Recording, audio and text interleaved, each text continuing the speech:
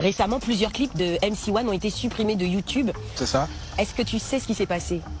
Ben, c'est toujours, comme on le dit, MC1 a signé un contrat avec un label qui s'appelle My Major Company, avec l'appui de Kijivara. C'était un contrat très léger, c'est-à-dire on n'avait pas pris beaucoup d'argent, on n'avait pris que 1 700 000 et le contrat courait sur 3 ans. Après les 3 ans, si on voit que le travail ne se fait pas, on libère cette structure et nous on continue dans notre lancée ici à Abidjan. Du coup, après 3 ans, quand rien n'évolue, on le dit à l'artiste, écoute, avec ce label, on voit que rien n'évolue, voici l'argent, on va tout rompre. Mais on arrête. Il ne veut pas, parce que bon, c'est un enfant aussi, à l'époque. Il a du rêve, il a fait des featuring, machin, et puis voilà, il veut continuer son rêve. On essaie de patienter, à chaque fois on est interpellé de part et d'autre. Nous, ça nous met mal à l'aise. On lui dit, écoute, laisse tomber, on passe à autre chose, on va rompre ce contrat. Il y a mes avocats qui est là, c'est un contrat basique. Et le petit, il était dans son état d'esprit.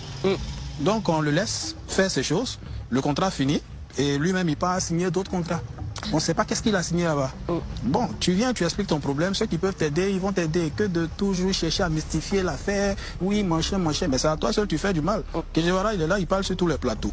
S'il y avait des preuves que Kijivara avait signé un tel accord, il avait pris des milliards, il avait fait ceci, je pense qu'aujourd'hui, avec les réseaux TikTok, les panels TikTok de part et d'autre, mais ils vont faire sortir et puis Kijivara est soyez.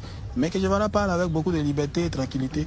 Du coup, c'est lui seul qui sait ce qui se passe dans sa vie. C'est lui seul qui sait qu'est-ce qu'il a signé là-bas après la première signature que nous avons fait ensemble. Et on lui souhaite beaucoup de chance parce que c'est quelqu'un qu'on a beaucoup aimé. Et voilà, aujourd'hui le voir à ce niveau, ça nous fait énormément mal. Et puis voilà quoi. S'il décidait de revenir vers toi, quelle serait ta réponse? Bon, ça ne sera pas possible parce que moi-même, on va se dire, je n'ai même plus le temps.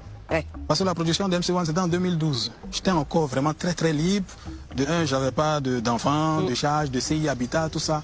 Produire un artiste, c'est pas seulement les moyens, c'est aussi s'investir, c'est de mettre du temps, c'est réfléchir, stratégie et tout ça. Moi, je peux pas produire un artiste et puis le laisser là en train de tourner en rond. Du studio d'enregistrement au clip, à la sortie de l'album, il faut réfléchir tout ça. Et moi, franchement, j'ai même plus le temps pour ça. Parce que MC1, pour ceux qui bavardent beaucoup sur les réseaux, on a commencé sa production en 2012 et il a explosé en 2017.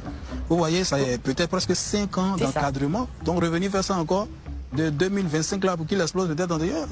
On est passé à autre chose, mais au moins on veut qu'il mousse pour ne pas que ce soit une symphonie inachevée. On veut qu'il puisse émerger, qu'il puisse avoir des disques d'or. Parce que MC1, Kijivara, ils sont liés à vie. Demain, s'il a des disques de platine, on dira que c'est Kijivara. Comment tu peux aussi regarder une vidéo sans t'abonner? Abonne-toi! Surtout clique sur la cloche de notification. Ça, c'est la page de Buzz. Si tu veux être au courant des buzz et toutes les actualités au 237, abonne-toi et clique sur la cloche de notification. Partage aussi pour m'encourager. Surtout, si tu as quelque chose à dire, papa, lâche un commentaire.